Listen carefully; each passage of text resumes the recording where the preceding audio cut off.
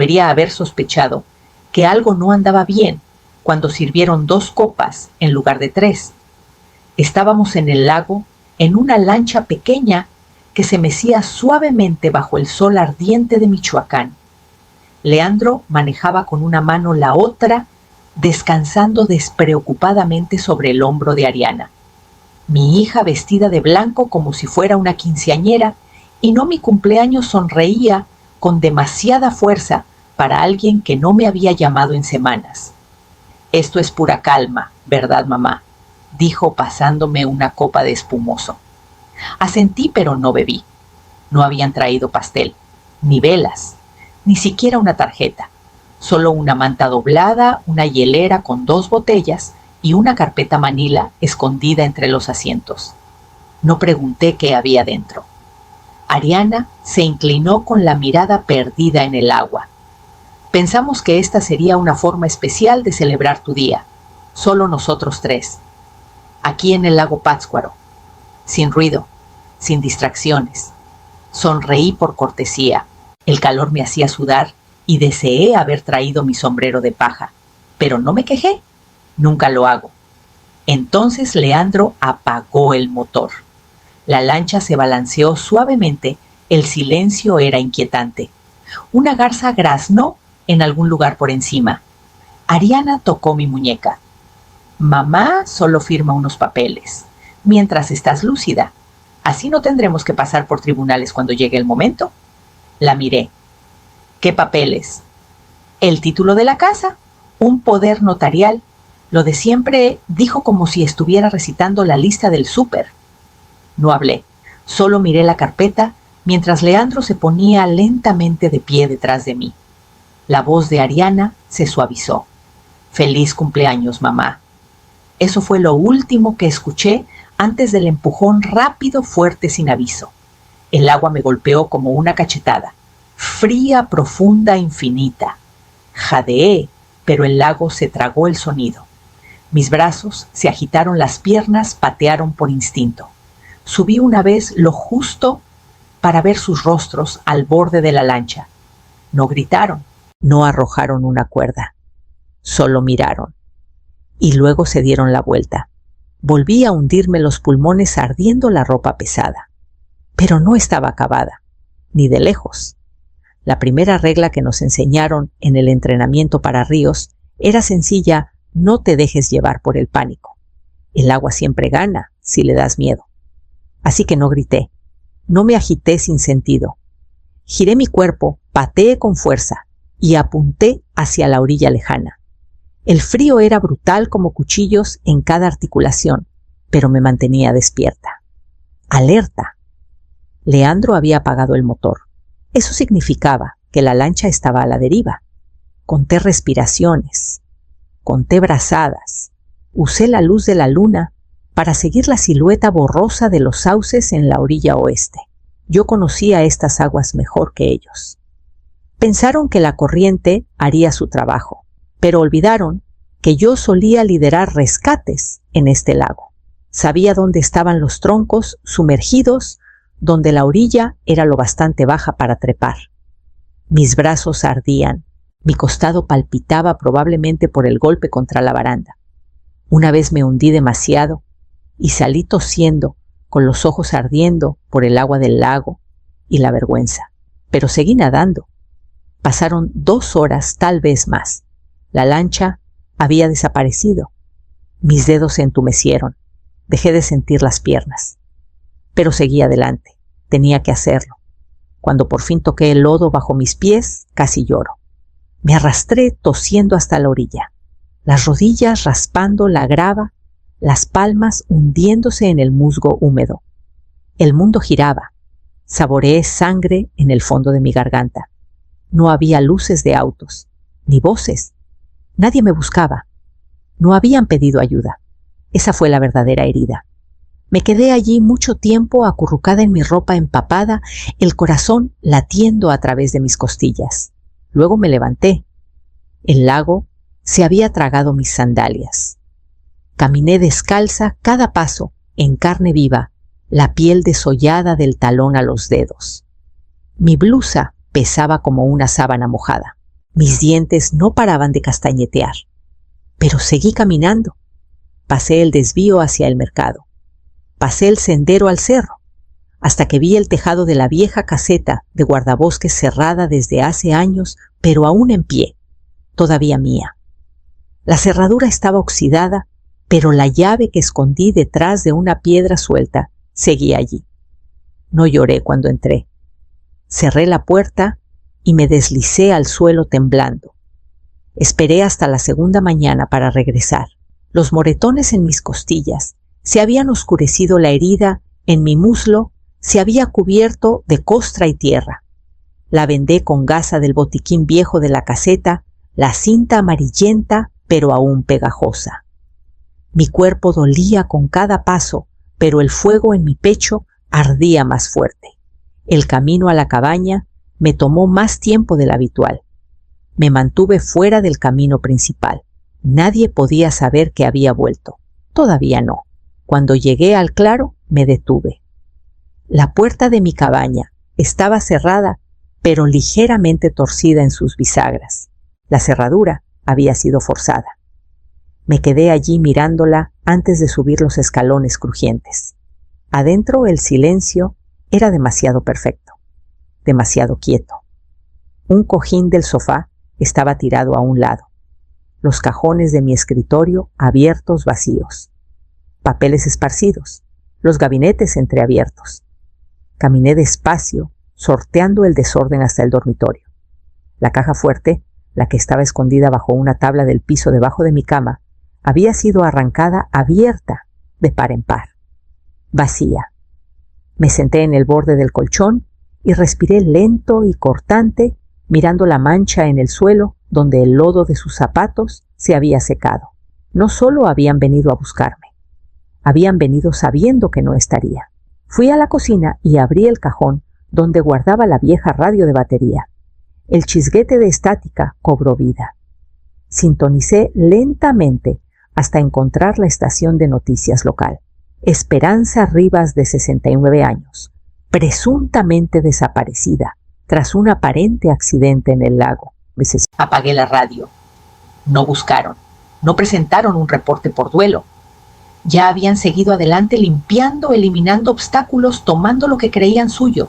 Me apoyé en la encimera, ambas manos contra la madera gastada, respirando bajo el peso que oprimía mi espalda.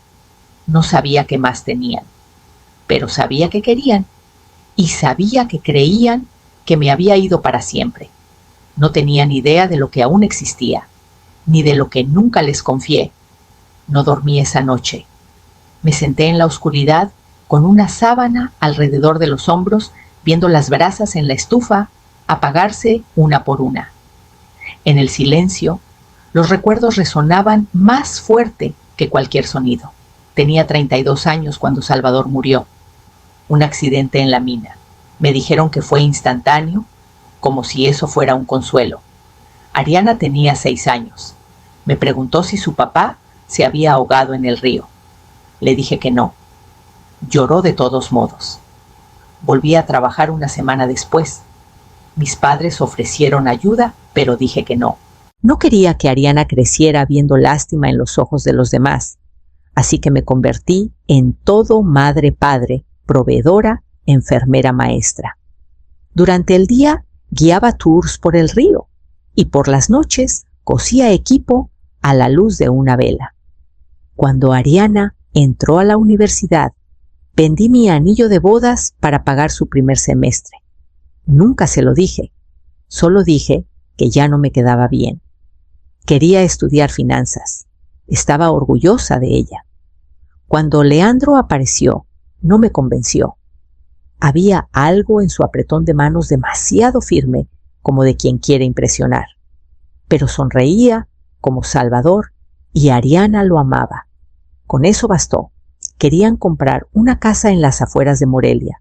Puse 10,000 pesos. Solo hasta que cerremos el préstamo, dijeron. Nunca pedí que me lo devolvieran. Pasaron los años. Ellos subieron peldaños. Yo me quedé aquí en la cabaña que Salvador y yo construimos con nuestras manos. Las paredes aún guardan nuestras risas. El piso aún cruje donde él solía pisar. Hice los papeles cuando cumplí 65. Planeaba darle la cabaña a Ariana cuando me fuera.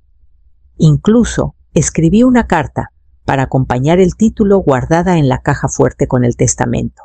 Quería que se sintiera confiada, elegida. Ahora la caja fuerte estaba vacía, la carta desaparecida, mi regalo futuro tomado como si fuera una deuda vencida. Ni siquiera me dejaron morir primero. Pero lo que no sabían era que lo que encontraron no era todo, y lo que no encontraron seguía siendo mío. Pensaron que eran listos llevándose lo que estaba en la caja fuerte, presentando papeles, moviéndose rápido. Pero ser listo no es lo mismo que ser cuidadoso. Nunca confié en Leandro con los documentos. Y dejé de confiar en Ariana el día que me dijo hace años que los testamentos solo complican todo. Fue entonces cuando me aseguré de que las cosas importantes, las que realmente valían, estuvieran guardadas donde nunca pensarían buscar. A media mañana ya estaba en camino. Tomé la camioneta vieja. Las ventanillas no bajaban, los frenos estaban flojos, pero me llevó donde necesitaba 2 municipios al este, a una sucursal bancaria tan pequeña que ni siquiera tenía un letrero digital. El gerente había cambiado, pero mi caja de seguridad seguía ahí. Señora Esperanza Rivas, preguntó el empleado, ladeando la cabeza. Asentí. Esa soy yo, mi segundo nombre y mi apellido de soltera. Nadie salvo el notario del municipio y mi difunto esposo sabía que registré todo con ese nombre. Ni Ariana, ni nadie. Me llevó a la bóveda. Giré la llave. Dentro de la caja estrecha había un sobre manila sellado más pesado de lo que recordaba. Lo tomé, me senté en una mesita de metal y lo abrí con manos firmes. El título original de la cabaña, firmado y notariado con mi nombre y solo mi nombre. Una copia del testamento revisado, presentado hace 2 años. Y una pequeña memoria USB, con una etiqueta verde, mi grabación del invierno pasado, cuando actualicé todo. Me había sentado en esa misma silla, hablando a mi celular. Si estás viendo esto, probablemente ya no esté aquí. Pero no antes de asegurarme de que mi nombre quede donde pertenece. No había planeado estar viva para necesitarlo. Pero ahora el sobre no era solo una protección, era un arma. Guardé todo en mi chamarra. Salí sin decir palabra al empleado. Afuera el viento había cambiado. Me quedé un buen rato en la banqueta viendo las ramas balancearse.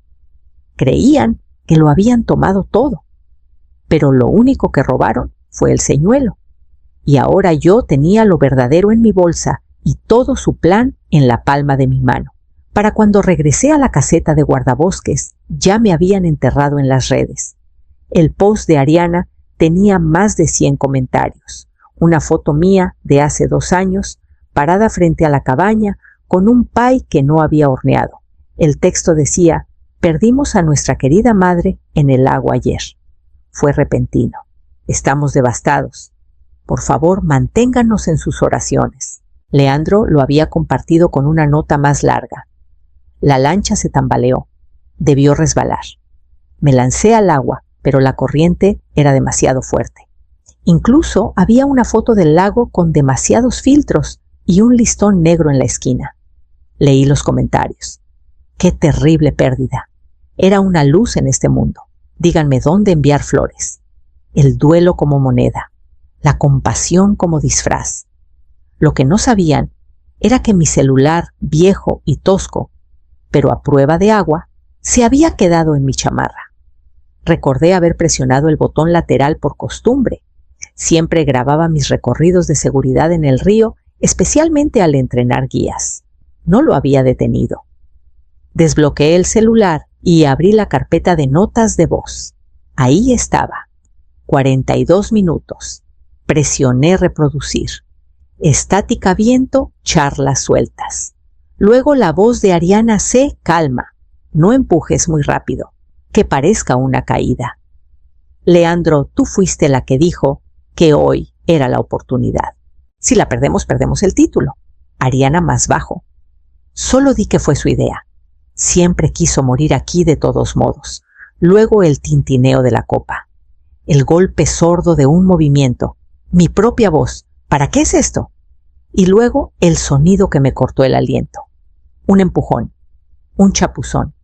Silencio. Su plan claro, como el agua grabado en sus propias palabras. Dejé el celular con las manos temblando, no de miedo, sino de una rabia afilada por la claridad. No solo querían que desapareciera, necesitaban que desapareciera. Copié el archivo a la USB y guardé ambas en el sobre. El memorial estaba programado para el domingo en la iglesia del pueblo, y yo planeaba asistir. La iglesia ya estaba a medio llenar cuando pisé el camino de grava. Se habían esmerado. Azucenas blancas en la entrada, velas encendidas en las ventanas. Un programa impreso con mi rostro en la portada y las palabras en amorosa memoria de Esperanza Rivas, en cursiva un estilo que yo nunca habría elegido. A través de las puertas abiertas podía escuchar a Leandro hablando. Era fuerte, dijo pausando, como si necesitara tragar la emoción. Amaba esta tierra, este lago. Si hay algún consuelo en perderla, es saber que se fue como tal vez hubiera querido, rodeada del agua que amaba. Ariana estaba junto al altar vestida de negro, aferrando un pañuelo doblado, la cabeza baja como la hija dolida que había ensayado ser. Esperé hasta que el último invitado tomó asiento. Entonces empujé las puertas. Crujieron lo justo para hacer que la sala girara. El organista se detuvo. Un murmullo recorrió la multitud como viento entre el pasto. Leandro se congeló a mitad de frase. Los ojos de Ariana se alzaron y se clavaron en los míos. Caminé despacio firme por el pasillo central. No dije una palabra. No necesitaba hacerlo. Cada paso que daba desmoronaba su actuación. Algunos se levantaron, otros se encogieron en sus asientos. Al frente de la iglesia había una foto mía más joven y sonriendo.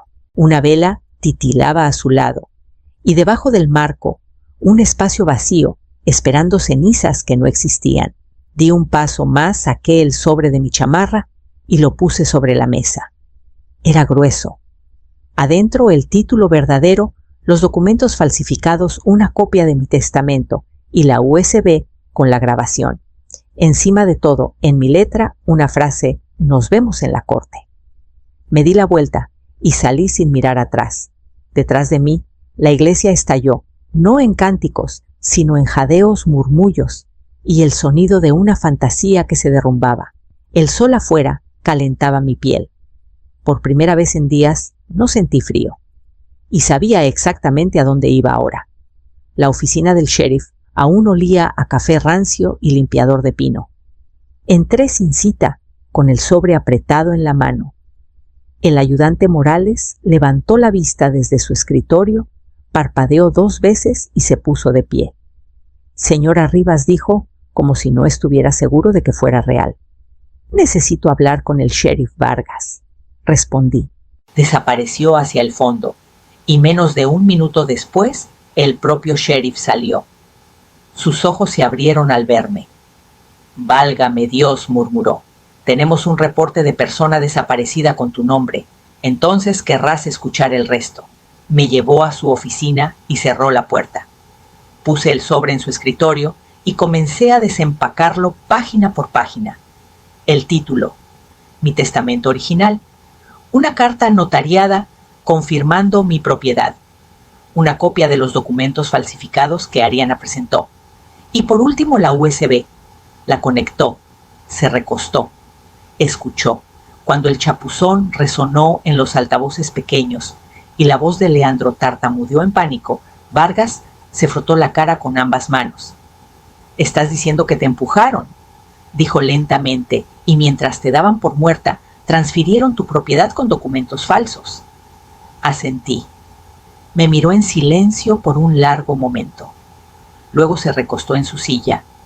«Ya no hablamos de una disputa familiar. Esto no es una pelea por un testamento o una discusión por tierras. Esto es intento de homicidio esperanza, fraude, conspiración. Algo así, imaginé, dije. Exhaló. Tendremos que abrir una investigación completa. Esto irá al fiscal. Hazlo en silencio. Sus cejas se alzaron. ¿No quieres que los detengan ya? Aún no. Deja que piensen que tienen tiempo. Me estudió de nuevo, pero no discutió. De acuerdo. Me puse de pie y le di la mano. Sheriff, dije en la puerta. Solo asegúrate de que nadie me borre del papel antes de que la ley me alcance en persona. Afuera, las nubes se acercaban. Era hora de dejar que la verdad saliera a flote como lo hice yo. Llegaron en trajes oscuros como si aún estuvieran actuando su duelo. Ariana apretaba un pañuelo antes siquiera de sentarse. Leandro llevaba la misma cara solemne que usó en el post de Facebook. Pero bajo las luces del juzgado había una grieta en su fachada pequeña, pero creciendo. Me senté en silencio al fondo junto al ayudante que me escoltó. No necesitaba estar al frente. Mi nombre ya estaba en cada página del expediente del juez. Su abogado abrió con una explicación temblorosa. Esto fue un malentendido familiar, una trágica falta de comunicación. Nuestros clientes creyeron que la señora Rivas había fallecido y actuaron bajo estrés emocional. El juez no parpadeó. Cuando el fiscal se levantó, fue directo a la grabación. No necesitó dramatizar, solo la reprodujo. La voz de Ariana, el acuerdo de Leandro, el tintineo de la copa, el silencio tras el chapuzón. Llenó el juzgado como una neblina espesa inescapable. Vi a Ariana apretar el pañuelo contra su rostro, intentando esconderse detrás. Leandro se removió en su asiento. La galería detrás de mí no se movió. Ni un carraspeo, ni un susurro. Luego vinieron los documentos falsificados. Comparaciones lado a lado. Mi firma real y la de los formularios de transferencia. Un experto en caligrafía confirmó lo que ya sabía. El papel era una mentira. El abogado intentó una vez más. La intención puede ser complicada en el duelo. El juez finalmente levantó la vista lento y deliberado, con los lentes deslizándose hasta la punta de su nariz. El duelo no produce firmas, dijo, ni transferencias financieras, ni papeleo coordinado, ni el tipo de lenguaje que acabamos de escuchar en esa grabación. Nadie rió. Esto ya no era teatro. El juzgado entró en receso por el día. El fiscal pidió que los cargos avanzaran: fraude, conspiración, intento de homicidio. El juez no se opuso. Nunca subí al estrado. No lo necesitaba. Mi voz ya había sido escuchada en el único momento que importaba. El empujón, el plan, la mentira habían dicho al mundo que me había ido. Pero ahora la verdad se alzaba más alta que cualquier eulogia que jamás dieron. Y mañana volvería a casa. Las mañanas son silenciosas otra vez. Me siento en el porche con una taza de café negro y la vista del lago que pensaron que me retendría. Los árboles empiezan a cambiar sus bordes tocados por el ámbar. Es la misma vista que Salvador y yo compartimos durante años, la que Ariana corría descalza en el verano, antes de que todo cambiara. La cabaña es mía otra vez legal y completamente, siempre lo fue. Pero ahora nadie lo cuestiona, nadie se atreve. Ariana y Leandro están esperando juicio. Su abogado pidió un retraso, algo sobre estrés mental, pero la corte ya no le sigue el juego. Su historia se derrumbó en el momento en que el juez escuchó la palabra oportunidad en la grabación, y ninguna lágrima puede desfalsificar una firma. No los he visto desde la audiencia, no pienso hacerlo. Lo que sí planeé finalmente del todo fue lo que vendría después. El título aún lleva mi nombre, pero la semana pasada lo transferí a algo nuevo, Fundación Hijas del Río. Presenté los papeles yo misma, usando la misma pluma con la que escribí el primer cheque de colegiatura de Ariana. La fundación ofrecerá entrenamiento en la naturaleza educación sobre derechos de tierras y refugio para niñas a las que les han dicho que son pequeñas, niñas que han sido empujadas, apartadas, ignoradas. Ya conocí a 3 de ellas. Una lloró cuando le enseñé a usar una brújula. Dijo que nadie le había confiado encontrar su camino antes. Ese es el regalo ahora. No la cabaña, no la victoria, ni siquiera la supervivencia. Es el saber que incluso cuando intentaron borrarme, dejé algo que no podían deshacer. Un camino para alguien más. Doy el último sorbo a mi café. Está frío, pero no me importa. Adentro, el sobre sigue en el cajón de mi escritorio. No el viejo con los documentos y la grabación. Ese está con el sheriff ahora. Este solo contiene una cosa, una foto. Yo, en el porche, sonriendo. Escribí una palabra en la parte trasera, regresé.